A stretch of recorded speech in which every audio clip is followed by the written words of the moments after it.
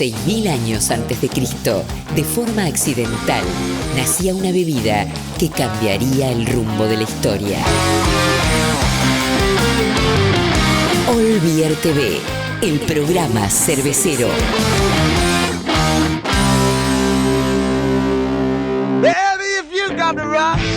Bienvenidos a Olvier TV, el programa para los amantes de la cerveza y para aquellos que a partir de hoy la van a amar. En Alemania conocimos la cervecería más antigua del mundo, Weihenstephan, primera parte.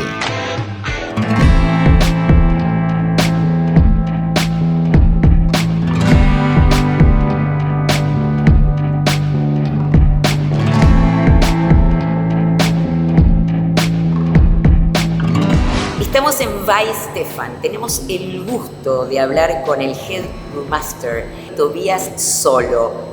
Thank you for receiving us and please talk about this beautiful and the most antique in the world. Yeah, welcome to the world's oldest brewery here in Weihenstephan on the hill. So this is here in the heart of the brewery, the brew house. So we do it very traditional Bavarian with decoction. So we have a mash tun and a mash kettle for the decoctions brews of mainly all our brews. We're very well known for our wheat beers, but we also have now a big range of lager beers. So that's why we do it in the same way and want to have a better taste with this decoction system. Our Lottotan is here, over there, and the red kettle, of course. So what is special here in Bavaria, we have, when you can see it here on the wall, so we are brewing according to the Reinheitsgebot. It's the German purity law. These are the 4 ingredients we are allowed to use. Especially everything is 100% from Bavaria, so very regional. We have good raw materials here in this region, so that's why we use it, of course. So the barley and the wheat from Bavaria, the hops from the Hallertau, which is starting right behind the brewery in where it's still the world's largest hop area. Water from the city of Freising, and our special yeast stored next door in the Technical University of Munich. So there we have our yeast stored, and then we get fresh cells propagated on our own in the brewery, and then we have always fresh, powerful yeast. In the brew house, so we have 300 hectoliters per brew, and we can do a brew every 3 hours. And we are 3 shift from Sunday evening to Friday or Saturday, depends on the season. Yeah, we try to. That's why we are very good educated here, because we have the Technical University where you can study all the brewers around the world are going to Weihenstephan. It's a little bit considered as the Harvard of the brewing schools. So that's why a lot of brewers are educated here, and that's why we also transfer the knowledge. We have the tradition where we come from. We want to keep this tradition, and of course we're the oldest brewery, but with the modernest or newest equipment, because of course hygienic design and food safety is key, and success is based on the quality, and that's why we need the best equipment for that. So we're here in a historical place. This is the old building where the monastery was founded in 725. Saint Corbinian came over from Rome and set up a monastery here, and then they cultivated hops, and later they also brewed beer. So it's 1040 they gave the license to the brewery to sell beer here, so that's why we consider this as the start point of the brewery, more or less, but we think they brewed beer before. What should they do with hops otherwise? This is not, of course, not the original building. It's burned down several times, but it was rebuilt, and this was the old monastery, and the whole building, half of them is a brewery, and the other half is Technical University of Munich. So we are not only working very close together, we are even sharing a building together. And you also can see that this is an old brewery, because in former times when you had no electricity, no cooling machines, nothing, then you built a brew house on top of a small hill, and then you used the natural flow down the hill of the wort, and you dug a tunnel into the mountain and had all these cellar rooms for the natural cooling, chestnut trees on it. So that's why we still have this place. Of course, now we have electricity and everything else.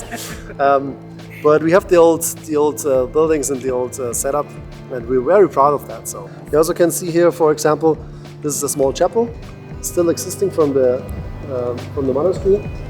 And below the chapel are the cellars of the beer. So the Weihenstephan Helles, for example, is stored right below the chapel. Yeah, the legend is that Saint Corbanian, when he moved over from Rome to Weihenstephan to settle up the monastery here, the legend says he went with a horse and a bear attacked his horse and killed his horse. And then he tamed the bear and forced him to wear his luggage. And that's why you can find everywhere in Freising, in the city where Weihenstephan is located, you find a bear in different positions, different things. So it's more or less now the iconic animal of the city because of this legend that Corbanian went over. And here you can see he is looking like a monk and brings the beer bearers.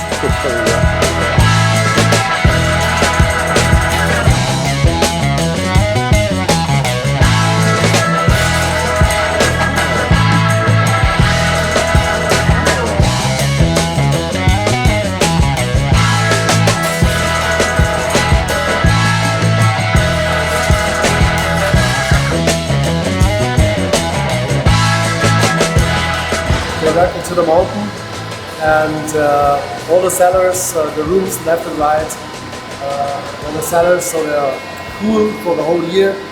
And of course, former times they had some wooden barrels inside, and afterwards aluminium, and now we have all stainless steel, of course, for food safety.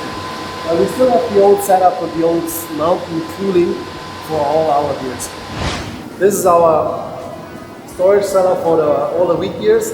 So we have a 2-tank system for all the beers. So we have a horizontal fermentation and then a vertical maturation and storage for the natural carbonization. So we do a very traditional 2-tank system to force more this special taste of our Weihenstephan wheat beers. And here you can see the maturation cellar for all the wheat beers. Here you can find our filtration area. So this is we have a candle filter. Where we filter all our lager beers and our crystal wheat beer, of course. So it's a filtration system. This is the filter with a Kieselguhr, or it's also able to filter without Kieselguhr with Kieselguhr alternatives. Then we have buffer tanks, of course, and to bring this system out of the pressure of the brewery, so make it more independent pressure-wise, that the system always runs constantly. We also have inline CO2, O2, gravity and alcohol measurement, and we can carbonate a little bit. So we have the natural carbonization, but to make a little standard inside, so we always have the same quality at the end of the day. We are not blending, so we don't do high gravity. Every beer has its own recipe and its own natural gravity, and it's always a single brew for every product we have.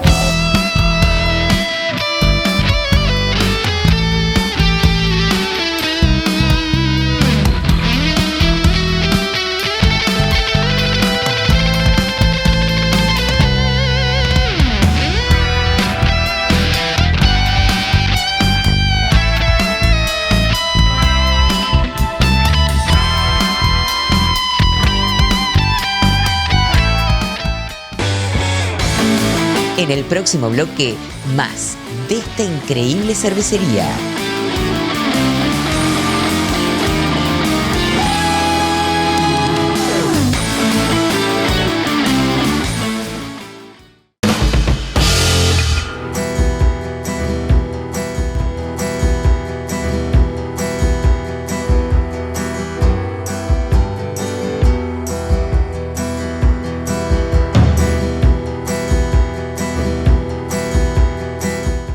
Meridiano Quinto.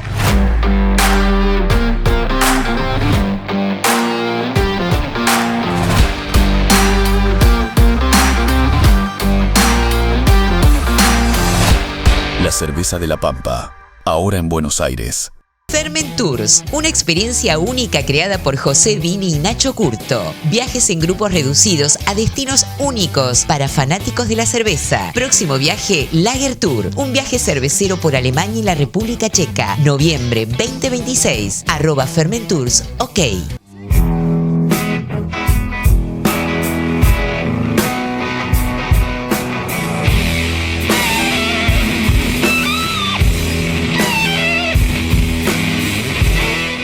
Dundalk Beer, expertos en equipamiento cervecero, líderes en importación de equipamiento cervecero. Visita nuestro local en Rocha 1510, Barracas, y encontrá todo lo que necesitas para tu cerveza con calidad. No somos muchos, no somos pocos, pero estamos todos locos.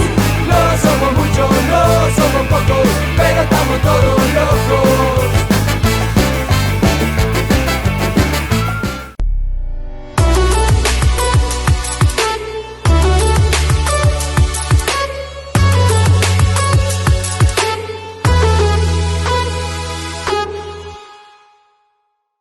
Nosotros amamos la cerveza, por eso nos encanta hacerla. Tener variedad, pero mucha variedad, muchas cervezas. Y aparte tenemos 2 bares para poder tomar entre amigos y compartirla. Fronton, una birra hecha por y para los amigos.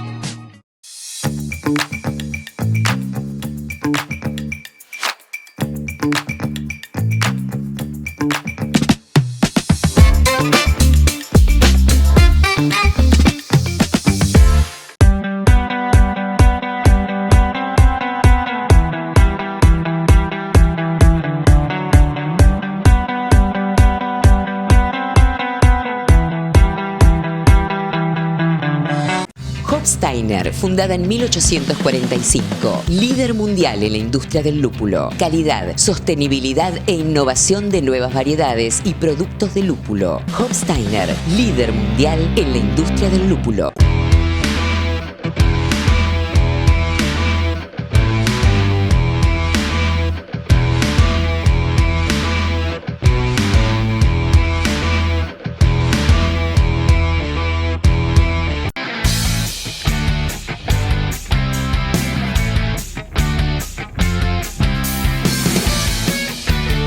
Molinos BZ, el punto justo de la molienda para la elaboración de cerveza. Weihenstephan, en Alemania, segunda parte.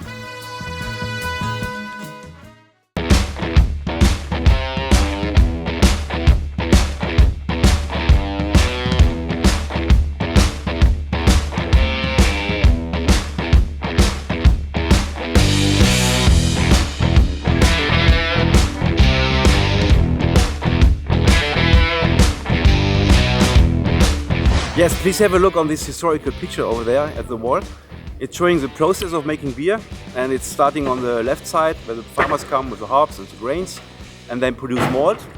Then they have the job in the brew house to make the mash, to make the brew, the wort. And then they put the beer into the wooden barrels. And then you see 4 people that drinking beer. 3 of them are drinking. And number 4, he brings the beer back to nature.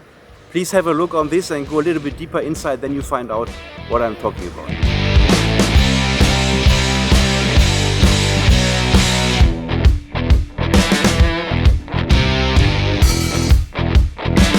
Okay, now we're here at the south terrace of Weihenstephan Hill, and in this direction you have a look over Munich, over the airport, in direction to the Alps. But unfortunately today we have some fog and clouds and we cannot see the mountains. And if you have a sunny, nice day, you can see the whole panorama from east to west with all the mountains from Austria, from Germany and also from Switzerland. But unfortunately, not today.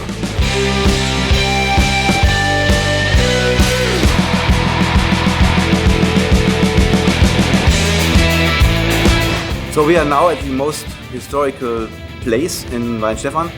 That is a place that was in the 8th century when Bishop Corbinian was here. And his job was the Christianization of the people. And he built up the first monastery there on the hill. And there's a legend that with his staff he opened a well. And the well here on top of the mountain, that's a little bit ununique, but the water is still running out. It's not that much that comes out, but it's an artesian well. And the day, or the year he found it was around 750. And then in the middle of the 9th century, they built up this tunnel with the limestones. And so that is the oldest area, or oldest part of Weihenstephan that we have. That's now more than 1100 years old.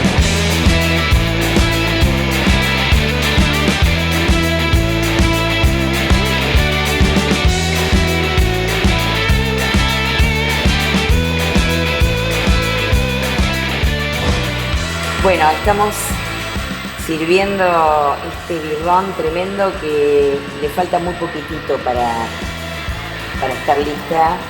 Y todavía, según lo que él explicó, está turbia porque la levadura está dando vuelta. Cheers. Amazing. Increíble, cerveceros. Cómo conservaron la esencia, la prolijidad, tomarla del tanque. Gracias a Hofsteiner, gracias a Tobias Zollo. Gracias por darnos este lujo.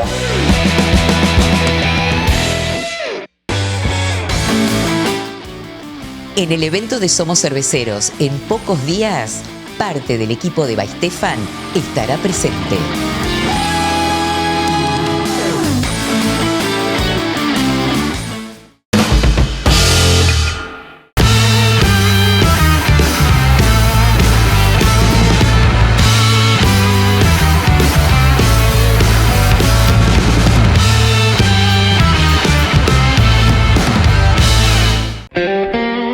Todo empieza con una receta, buenos insumos y mucha pasión. Dos venados, cerveza de montaña. Y el primer proceso que decidimos automatizar fue la carga de facturas de manera automática en gestión cervecera. Por medio de un clic, adjuntar una factura en imagen o en PDF, una tarea que antes llevaba aproximadamente en una factura compleja de insumos 20 minutos, hoy tarda 2 minutos.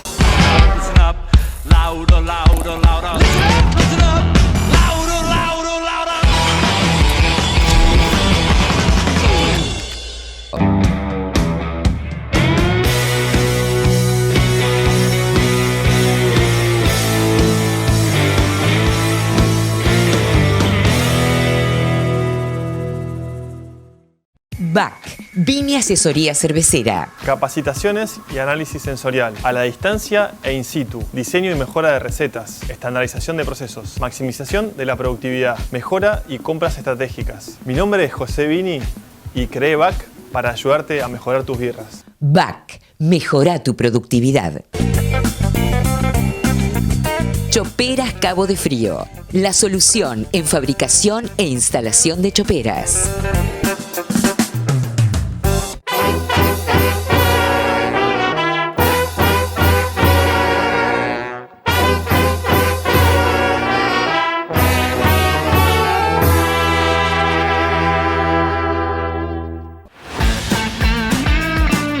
Fermentis, easy to use, fácil de usar. Inoculá directamente o rehidratá con mayor flexibilidad. Fácil, limpio y sustentable. Más información, fermentis.com.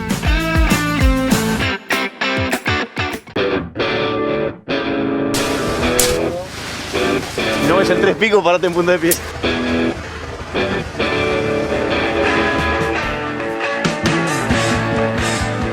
Lúpulos Andinos, organizadores del Congreso de Lúpulo. Frío Beer, chillers y torpedos, micro y macro cervecerías. Asesoramiento profesional, instalación, www.friobeer.com.ar. Ámsterdam, Friends Factory, La Plata, el lugar en tu mundo.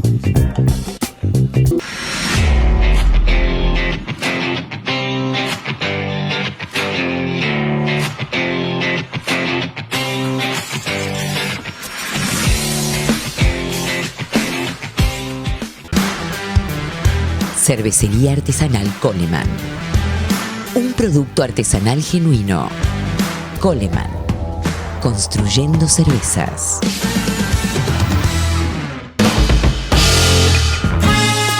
En la Expo América 2025 charlamos con Kevin, otro de los miembros de Fermentis.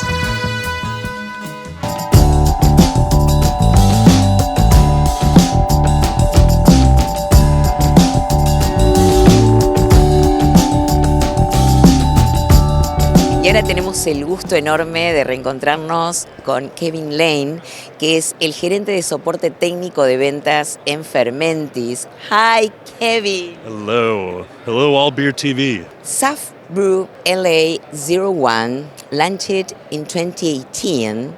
for the no alcoholic and low alcoholic to the beer available for the market the first. Is that correct? Yes, that was the first dry yeast for the production of non-alcoholic or low-alcohol beer. What happened since 2018 to now? How grown this sector? It's the fastest growing beer style in craft. From 2017, 2018 on, there's been so much excitement, so much passion around non-alcoholic beer, making an option available for people that want to choose to drink the non-alcoholic version. When Fermentis launched LA01, the intention was to give an option for brewers to have a easy-to-use, simple application, more flavorful beer, but still being non-alcoholic. So it was really, we had a very good timing with the market developing at that time and growing substantially to the point today where one of the top 5 beer producers in craft in the United States is completely non-alcoholic. Are there any news developments now? The idea behind that is to complement what we already have, the LA01. So I said LA01 has more flavorful fermentation character. LA02 is kind of dialing it back to produce a, not neutral, but a more neutral flavor beer to give the brewers more ability, another tool in their toolbox to produce many different styles of beer. Can you explain a little bit more? Sure, yeah. So it's a Toilet Delbrücke, whereas the Sapbrew LA01 is a Saccharomyces cereveceae variety Chevalieri.